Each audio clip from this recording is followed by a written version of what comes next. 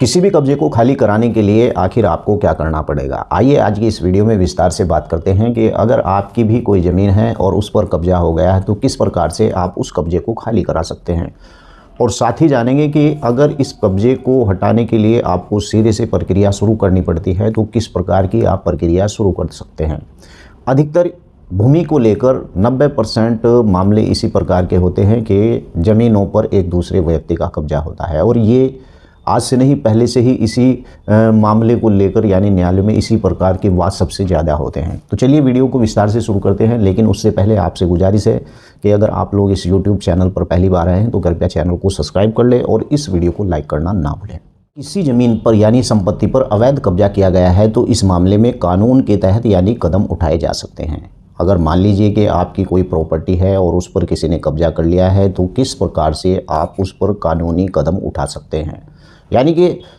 मैं आपको बता दूं कि संबंधित अधिकारियों को इसकी आप सबसे पहले शिकायत भी कर सकते हैं कि हमारी ज़मीन पर इस प्रकार से फला व्यक्ति ने कब्जा किया है। ज़मीन का मालिक यानी कि अतिक्रमणकारी के खिलाफ यानी कि तहत उसका मामला दर्ज भी करा सकता है। यानी कि अगर आपकी भूमि है और उस पर किसी ने कब्जा किया है तो आप उसके खिलाफ यानी कि जिसने उस पर कब्जा किया है उस अतिक्रमणकारी के खिलाफ मुकदमा भी दायर कर सकते हैं और कोर्ट में याचिका दायर करने के बाद अदालत यानी कि अतिक्रमण पर रोक भी लगा सकती है, जिसे स्टे भी कहा जाता है। यानी कि इस प्रकार से अगर कोई व्यक्ति कब्जा करता है तो उस पर स्टे भी लिया जा सकता है। यानी अदालत मुआवजे का भुगतान करने का आदेश भी दे सकती है। ऐसा नहीं है, मैं आपको बता दूं कि कब्जा करना एक कानूनन अपराध होता है और कब्जा वास्तव में अगर कोई व्यक्ति करता है तो उस व्यक्ति के खिलाफ इस प्रकार का आदेश भी न्यायालय कर सकती है कि वो अदालत में उसके खिलाफ जिसने यानी कि कब्जा किया है वो मुआवजा भी उसे देना पड़ेगा। अगर कोई व्यक्ति किसी भी संपत्ति पर अवैध तरीके से कब्जा करता है तो उसका व्यवहार आपराधिक कानून के तहत यानी दंडनीय होता है और पुलिस उसके खिलाफ कार्रवाई भी कर सकती है।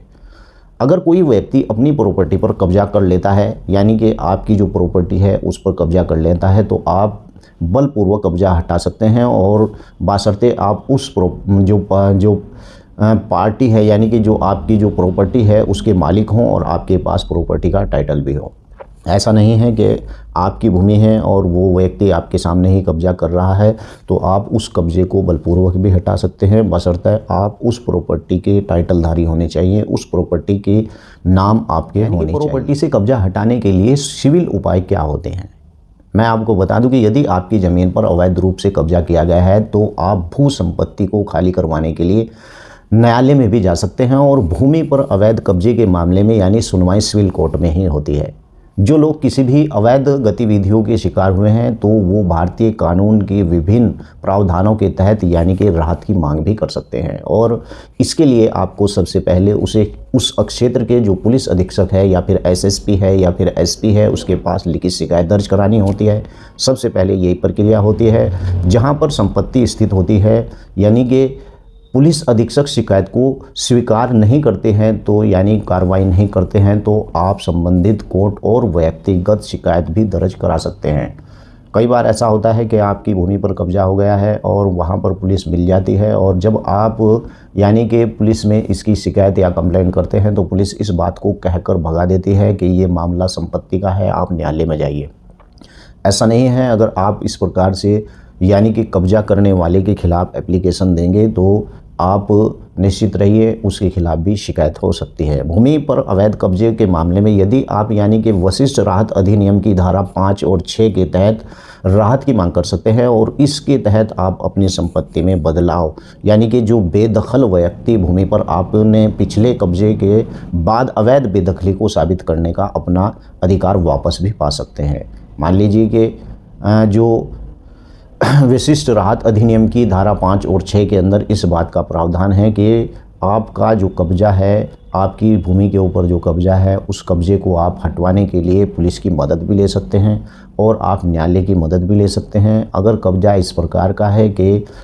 वो व्यक्ति आपकी भूमि पर कब्जा कर रहा है और आप उस भूमि के टाइटलधारी हैं तो कब्जा यानी पावरपूर्वक भी लिया जा सकता है। यानी कि धारा 5 और 6 इसी बात का प्रावधान करते हैं कि आपका कब्जा तुरंत खाली हो जाएगा, लेकिन आपको इसके पीछे लगना पड़ता है। यानी कि भूमि का जो मालिक है अवैध कब्जा करने की किराएदार या फिर भूमाफिया को बेदखल का नोटिस भी भेज सकता है, और जो घर, ज़मीन, प्लाट और खाली करने का इनकार कर रहा है, बेदखली का नोटिस यानी कि कानूनी दस्तावेज होता है, और इससे किराएदार को उसके समान करने के लिए बाधा भी करना पड़ेगा। यानी कि अगर इस प्रकार से आपकी भूमि पर किसी ने कब्जा किया है तो उसे आप समन भी कर सकते हैं, और आपको अगर तुरंत कब्जा इसी प्रकार से हटाना है तो इस प्रकार से धारा 5 और 6 के अंतर्गत आप उस व्यक्ति के खिलाफ यानी सिविल न्यायालय में भी जा सकते हैं, और आप उप जिला अधिकारी के यहाँ भी इस प्रकार का यानी कि मामला होता है तो उसकी शिकायत दर्ज करा सकते हैं। उप जिला अधिकारी के यहाँ पर अगर आप शिकायत दर्ज कराते हैं तो तुरंत ही आपका कब्जा खाली होने के पूरे चांस होते हैं। वीडियो कैसी लगी है वीडियो के नीचे लिखकर बताएं। आपका कोई सवाल है तो वीडियो के नीचे लिखिए। जय हिंद, जय भारत, खुदा हाफिज़।